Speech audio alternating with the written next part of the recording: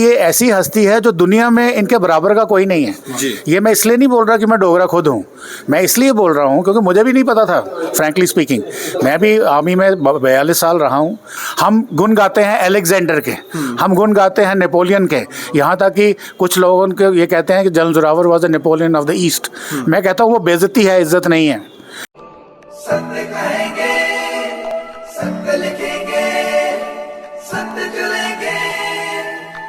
हमारे साथ बात करने के लिए ब्रिगेडियर डॉक्टर विजय सागर धीमान हैं, जो general Zorawar educational and charitable trust memorial के प्रेसिडेंट हैं। इनसे बातचीत करेंगे। सर, स्वागत है हमें समय देने के लिए। थैंक यू वेरी मच, बहुत बहुत धन्यवाद। अच्छा, मैं जानना चाह रहा हूँ, ज़्यादातर हमारी जो युवा पीढ़ी है वो नहीं जानती जनरल जोरावर सिंह के बारे में, थोड़ा सा प्रकाश डालें। देखिए, आपने ये जो ओपनिंग सेंटेंस बोला ना, ये बड़ा मज़ेदार था और ये बहुत ही दुखद है कि हमने डोगरों ने एक ऐसी हस्ती को बनाया, एक ऐसी हस्ती को तैयार किया जिसके बारे में हम खुद भूल चुके हैं। और आज उनकी बर्थ एनिवर्सरी है, आज उसको सेलिब्रेट करने के लिए हम यहाँ इकट्ठे हुए हैं। पहले मॉर्निंग में हमने रीथ लेइंग सेरेमनी की उनकी स्टैचू पे, अभी ऑडिटोरियम में उनकी बस्ट अनवील होगी और उसके बाद फिर थोड़ा सा अपना जनरल जोरावर के विषय में बोला जाएगा। अब मैंने बोला ये दुखद इसलिए है क्योंकि ये ऐसी हस्ती है जो दुनिया में इनके बराबर का कोई नहीं है जी। ये मैं इसलिए नहीं बोल रहा कि मैं डोगरा खुद हूँ, मैं इसलिए बोल रहा हूँ क्योंकि मुझे भी नहीं पता था। फ्रैंकली स्पीकिंग, मैं भी आर्मी में 42 साल रहा हूँ प्लस और बोर्डिंग स्कूल्स में। मेरे को भी किसी करिकुलम में कहीं पे भी मुझे नहीं सिखाया गया कि जनरल जोरावर सिंह कौन था। हालांकि नाम पता था, पर उन्होंने क्या किया ये किसी को मालूम नहीं। कोई ऐसा तो नहीं है कि षड्यंत्र के तहत? षड्यंत्र नहीं, मैं बोलूँगा कि एजुकेशन के बीच से निकाल दिया, टॉपिक ही निकाल दिया ताकि हम पढ़े ही ना, बच्चों को पता। जहाँ तक षड्यंत्र का सवाल है, मैं किसी को दोष नहीं देना चाहूँगा क्योंकि प्राइमरीली ये दोष हम डोगरों का ही है। कैसे है, अब जो ये जम्मू कश्मीर रियासत बनी महाराजा गुलाब सिंह ने बनाई और जनरल जोरावर सिंह उनके एक ट्रस्टेड जनरल थे। और मज़ेदार बात यह है, दोनों पढ़े लिखे बिल्कुल नहीं थे।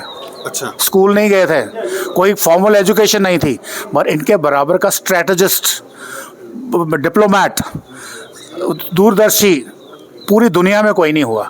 हम गुण गाते हैं अलेक्जेंडर के, हम गुण गाते हैं नेपोलियन के, यहाँ तक कि कुछ लोगों के ये कहते हैं कि general Zorawar was the Napoleon of the east. मैं कहता हूँ वो बेइज्जती है, इज्जत नहीं है। हम गुण गाते हैं शिवाजी महाराज के, मैं I am very proud of Shivaji Maharaj, उन्होंने जो कुछ किया। हमें बहुत गर्व है महाराणा प्रताप, उन्होंने जो कुछ किया। हमें गर्व है महाराजा रंजीत सिंह जिन्होंने पंजाब की रियासत बनाई। और ऐसे कई योद्धा हैं देश के जिनके बारे में हम जानते हैं, परंतु हम जनरल जोरावर के बारे में बिल्कुल नहीं जानते। और मैं after having served in the army at very important positions, मैं स्ट्रेटजी को समझता हूँ, वॉरफेयर को समझता हूँ। जब मैंने इनकी स्टडी करी आज से 2.5 साल पहले शुरू करी, तो मुझे लगा भाई इन्होंने जो कुछ किया है वो तो किसी ने भी नहीं किया। और चूंकि हम डोगरे पढ़ने लिखने में कमज़ोर थे या बहुत कम थे, और जो हमारी हिस्ट्री लिखी वो या अंग्रेज़ों ने लिखी या ऐसे लोगों ने लिखी जो इनमिकल थे टू डोगराज इंटरेस्ट। और फिर उसके बाद 1947 के बाद तो बिल्कुल ही बेड़ा गर्क हो गया। जब कश्मीर सेंट्रिक गवर्नमेंट आई, उन्होंने तो डोगरों का सिंबल भी मिटाने शुरू कर दिए। उनकी लड़ाई महाराजा हरि सिंह के साथ थी या डोगरा शासन के साथ थी, परंतु उन्होंने हमें भी ख़त्म कर दिया।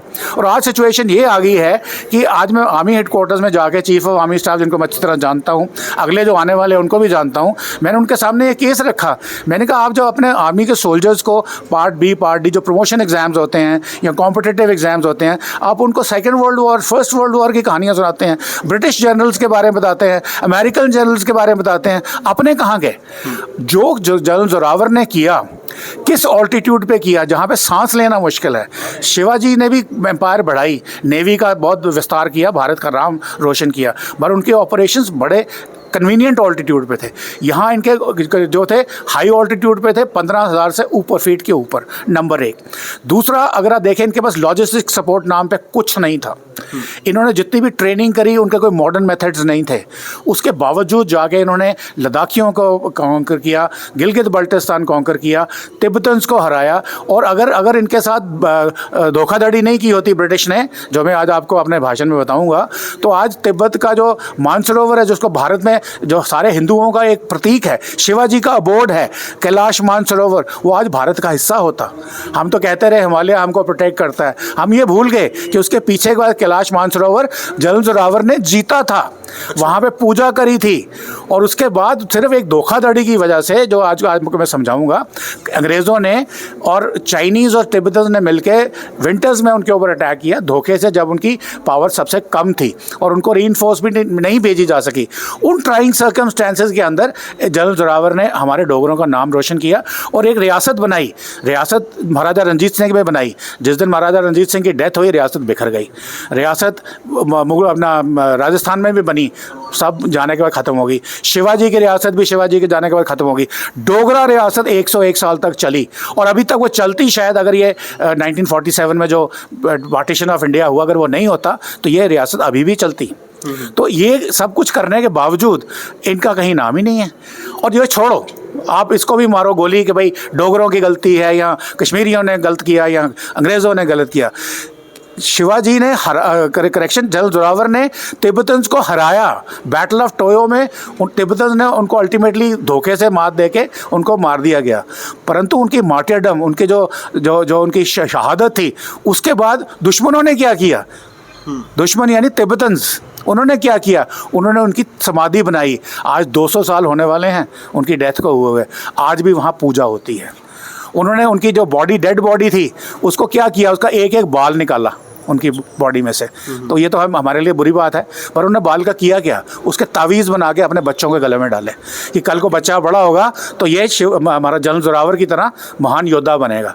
और उनकी बॉडी के पीस काटे छोटे छोटे, ठीक है। और कहते हैं कि अगर जिस तरीके से वो पीस बिके, उनका जो मांस बिका, वो आज कोई करीबन $3 ट्रिलियन के मुताबिक उसकी कीमत होनी चाहिए। और वो उन्होंने अपनी प्रेग्नेंट लेडीज़ को खिलाए ताकि जो बच्चा पैदा होने वाला है वो भी जनरल जोरावर की तरह हो। और आज 200 साल हो गए हैं, उनकी पूजा होती है वहाँ पे। ये एक पर्यटक स्थल भी है, टूरिस्ट भी वहाँ जाते हैं, लोग रोज़ पूजा करते हैं और वहाँ लोग अपने आप को जनरल जोरावर के वंशज भी मानते हैं। पूरे भारत में इनके बारे में पढ़ाना नहीं चाहिए? यही तो मैं बोल रहा हूँ, यही तो मैं बता रहा हूँ। अब इस ट्रस्ट में आपने पूछा एजुकेशनल भी है, जब मैं आपको ट्रस्ट का नाम बता रहा था तो मैं कहा एजुकेशनल, जो हमारी यंग पीढ़ी है, युवा है, एनसीसी के कैडेट्स हैं, इनको हमने बताना है कि भाई देखो, डोगरों का ये इतिहास है, ये हमारी परंपरा है, ये हमारी हेरिटेज है, हमारा ये है। तो हम अपने आप में बिल्कुल गड़े जा रहे हैं, अपने आप को हीन भावना से ग्रस्त मानते हैं। नहीं, हमारे पास बहुत कुछ है। ये तो जनरल जोरावर एक वैलर की बात बता रहा हूँ। हमारा जो कल्चर है, जो राजा रामदेव ने बनाया था, रंजीत देव ने बनाया था, जो बसोली आर्ट्स बोलते हो, जीआई टैग्स हैं जो ये अभी आ रहे हैं पिछले 10 सालों से, मोदी जी के आने के बाद कम से कम डोगरों ने बोलना शुरू किया है। तो ये सब चीज़ें डोगरों की हेरिटेज है, यही हमने बताने के लिए आज ये ऑर्गेनाइज किया है प्रोग्राम का। चलिए, शुक्रिया बातचीत करने। Thank you so much.